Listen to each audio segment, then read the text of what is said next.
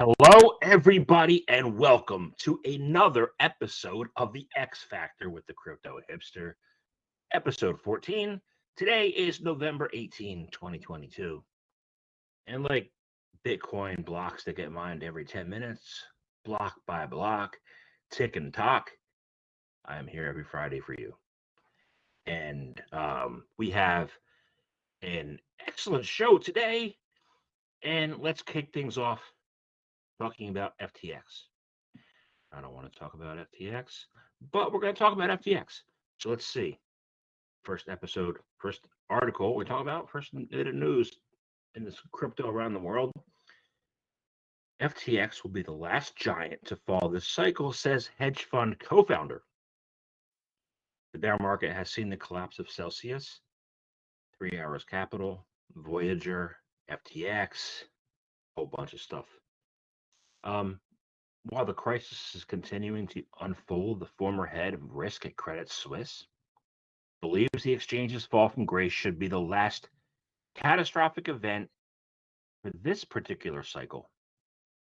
CK Zhang, the former head of valuation risk at Credit Suisse and now co-founder of crypto hedge fund ZX Squared Capital, said that FTX's fall was part of a deleveraging process that began after COVID-19 pandemic and further accelerated after the fall of Terra Luna. He quotes, "When Luna blew up a few months ago, I expected a huge amount of deleveraging process to kick in. Who then speculated that FTX should be the last of the bigger players to get cleaned up during the cycle. Well, if that means it's the end of the bear, that means it's a bull market soon. Let's hopefully that'll kick in. And I will be here bringing you the weekly news when that happens. Okay, so let's continue to stay with FTX, and let's look at. It says here, FTX meltdown triggers FINRA into probing crypto comms. Okay, one of the things you guys didn't know about me is that I am a FINRA listed crypto advisor. I passed an exam over the summer. It's one of the FINRA listed ones. I think 200 people around the world have it. I have it, which means I'm one of the 200 people that can give actually financial advice. This article is not financial advice, just telling you about the FINRA. The Financial Industry Regulatory Authority, the American Self-Regulatory Organization, has launched an examination into the firm's retail communications concerning crypto products and services offered by them. The regulatory body, in an official notice, announced that it is launching a targeted exam on firms and how they handled retail communications between July 1st and the end of September. The decision to examine crypto-related retail communications comes in the wake of the collapse of the FTX crypto exchange. Okay, so any written message that's issued to more than 25 retail investors in a 30-day period is called a retail communication. According to FINRA, they do them. It applies to video, social media, mobile apps, and websites. So they are targeting, they are not targeting, they are researching. And let's talk about some research. So amazing research before we go any further, because I want to talk about what's going to happen on the 25th of November, which is next week. There's Block Bali in Indonesia, conference in Bali, and you get to spend half the time on the beach and half the time in the conference center. That's put on by Black Arrow, and I am a digital sponsor for that event. The Crypto Hipster Publications is a digital sponsor, and we think it's going to be an amazing event. So check it out. That's my plug, my only plug for today outside of the news. Now, let's continue and say, we are going to talk about crypto all around the world. But right now, I'm going to hop over to something not dealing with FTX directly, but indirectly. We're talking about Genesis Global. Okay, Genesis Global has halted their withdrawals, citing unprecedented market turmoil. They, according to a new tweet by Genesis Global on November 16, which was Wednesday, The institutional crypto lender said it would temporarily suspend redemptions and new loan originations in the lending business. In explaining the decision, the firm cited unprecedented market turmoil related to the collapse of troubled cryptocurrency exchange FTX. So this is we're seeing an indirect problem with the direct problem. If that makes any sense. Let me know your thoughts. If it makes any sense to you.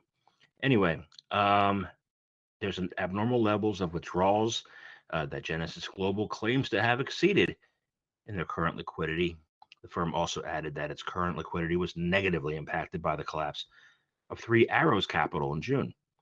As part of the bankruptcy proceedings, the brokerage has filed a $1.2 billion claim against Three Arrows Capital. Filed a claim, but the money's gone. How are you going to get it?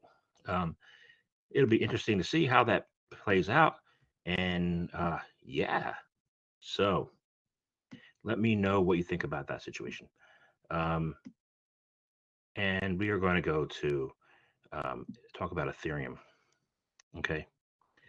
Ethereum's climate platform. Ethereum climate platform launches to address the network's prior proof of work emissions. Ethereum co-founder Joe Lubin said that while the merge set a high standard for climate mitigation, the crisis still requires radical change. Months after the Ethereum merge, September, yeah, when the network shifted to a more eco-friendly proof of stake consensus, the Ethereum community is now shifting its focus to redress the network's former proof of work carbon emissions. At the COP27 Climate Action event, Web3 firms, civil society leaders, and the United Nations Framework Convention on Climate Change announced the formation of the Ethereum Climate Platform, which aims to counteract the carbon footprint left by Ethereum network since it launched in 2015. Led by software company Consensus and climate-focused blockchain firm Alinfra, the founding members of the coalition include many organizations, including Microsoft, Polygon, Aave, the Enterprise Ethereum Alliance, the Global Blockchain Business Council, Huobi, Laser Digital. Cool. So they are looking into the carbon emissions, and hopefully we'll have a solution, and that will be a wonderful, wonderful thing. So not all the news in crypto this week is negative. Okay. Now, we should probably move on to talk about Yuga. This is another piece of good news.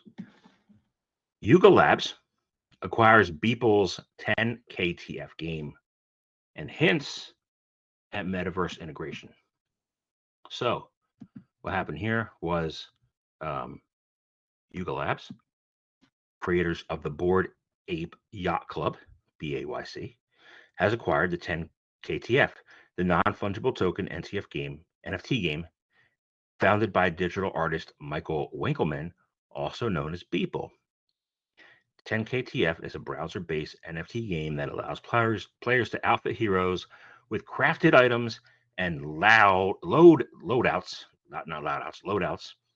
in order to complete missions. Missions reward players with ape coins, badges, materials, and free airdrops.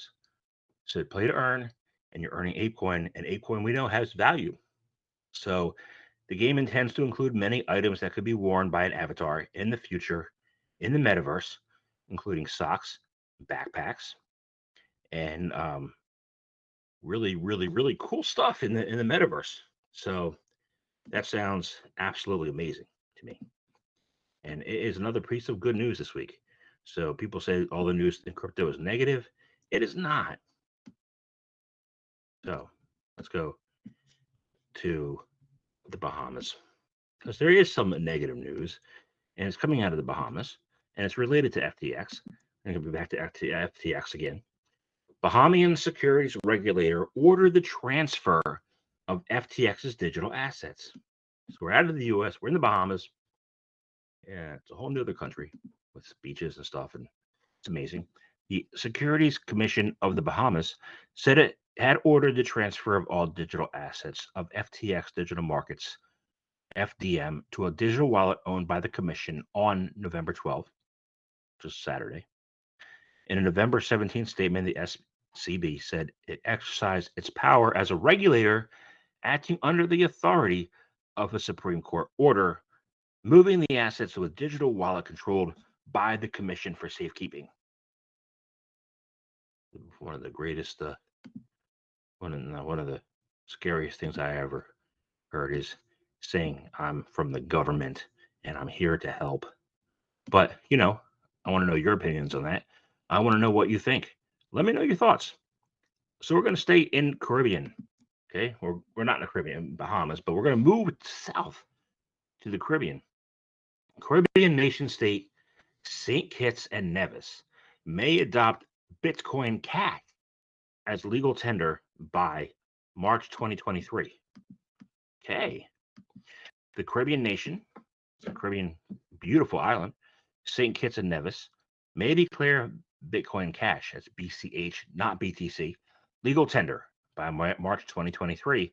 Prime Minister Terence Drew made the announcement, and he spoke at a Bitcoin Cash conference in St. Kitts this week on Saturday. It's a member of the Eastern Caribbean Central Bank, St. Kitts and Nevis, and part of the ECCB's Dcash Central Bank Digital Currency Program, which was launched in March 2019. Our nation has been forward-thinking nation, he says, and a leader in exploring new technologies that could advance our people. Bitcoin Cash. Okay, we are prepared to follow that policy, he says, and that is something to keep an eye on because you don't hear too much about Bitcoin Cash recently, but if it's making a comeback, then that's something to pay attention to. So let me know your thoughts about Bitcoin Cash. Okay. So we're going to go to, I believe we're going to go to, we're going to stay global. We're going to go back to the globe. Okay, so metaverse. We're going to talk about the metaverse because there's a metaverse. There was two metaverse articles. I talked about one. Metaverse explosion will be driven by B2B, not retail customers, says a KPMG partner. This is the Australian arm. But it is global news. So the Australian arm of the Big Four accounting firm KPMG could soon be holding executive meetings and closing multi-million-dollar deals with clients in the metaverse, with the firm now exploring how the revolutionary technology can transform its business model. In a recent interview, KPMG's James Mabbitt, partner in charge at KPMG Futures, said the firm sees real potential in the technology, creating new and more efficient ways for businesses and consumers to interact with each other. But he thinks they're planning on building out a metaverse team. He sees the future as institutional, and I've been saying all along, it's metaverse is not this hype thing. It's actually a long-term build, and might not be as long as deep tech, but there are certain elements that will take quite some time, and institutions are the ones who have patience and they have deep pockets and they're able to be patient. Okay, so we will see how that all plays out. Now we're going to go to, since we stayed in Australia, since we talked about that, we're going to stay down there and we're going to talk about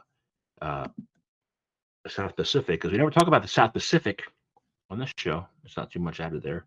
Tonga once, because I had a tsunami.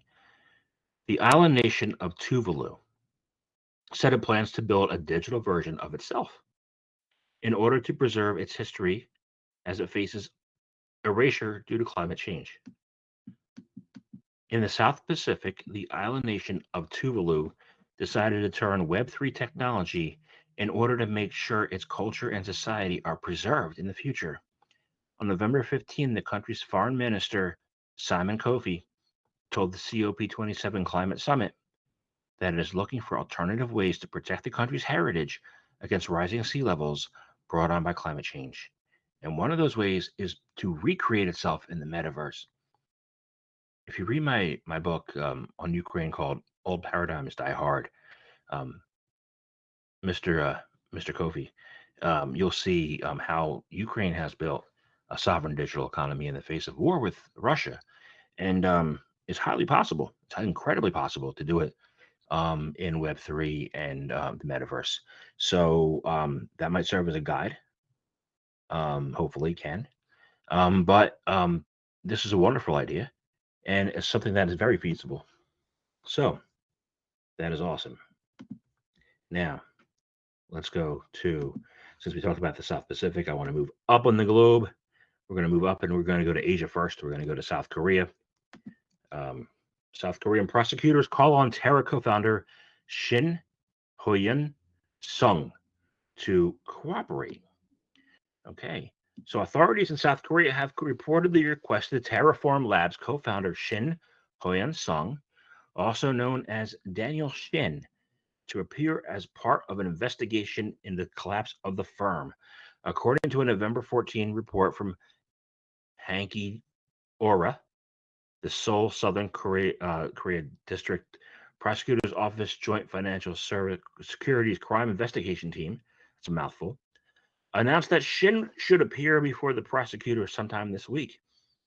Authorities reported allegedly that the Terra co-founder held many Luna tokens, since rebranded Lun Classic Lunk, without the knowledge of retail investors, and earned roughly 140 billion won, more than $105 million at the time of publication, in profits from illegal sales before the firm's collapse.